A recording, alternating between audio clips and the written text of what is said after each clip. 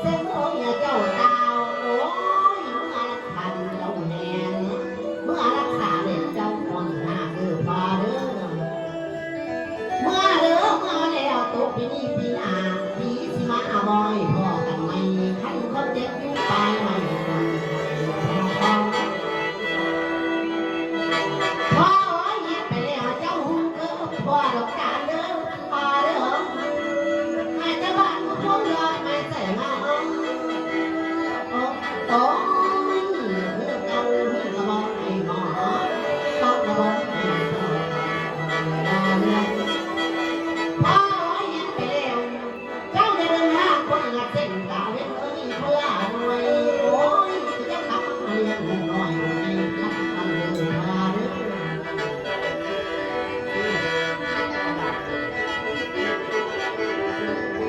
ขอมาแล้วตึกว่าขอนำได้ง่ายๆโอ้ยมันถึงออกแต่ก็เสียพัน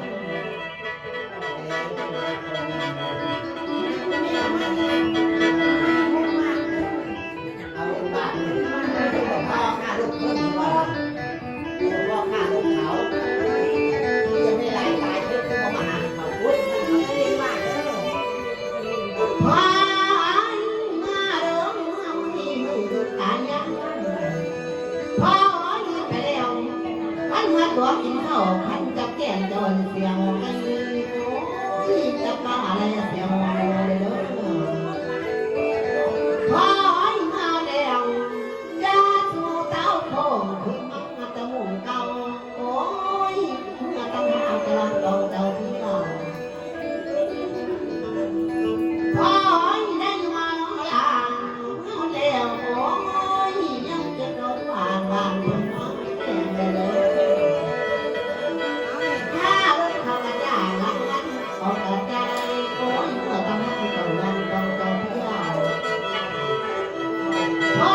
แม่ติดแช่บอลเลยนอนไปนอนเวลาเมื่อน้องไปวันก็เลยดังตุ้ยมาสั่ง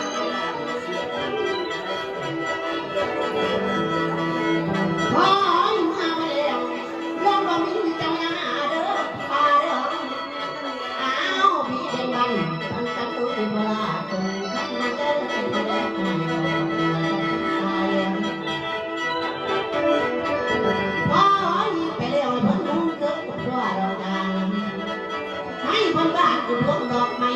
ใส่งามๆคือเจ้าเลยพอแล้วนี่กระบอกไอ้หมอขอกระบอกไอ้สอนเอาเวลาเรื่องแล้วพ่อไปเลี้ยวขันมาขอพวงขอน้ำอ้อยไว้สาก่อน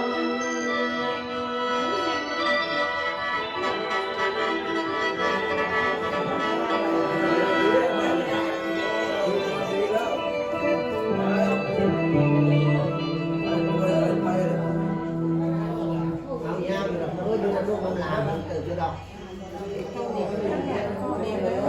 อยากมาเด้อบัดนี้เด้อนี่ข้าวสารนี่ออกห้องเด้อมาเด้อ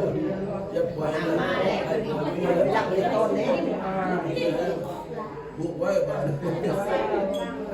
ำลังยักษ์กับตัวลูกเวลาอยู่100 ปี 1,000 ปีโอ้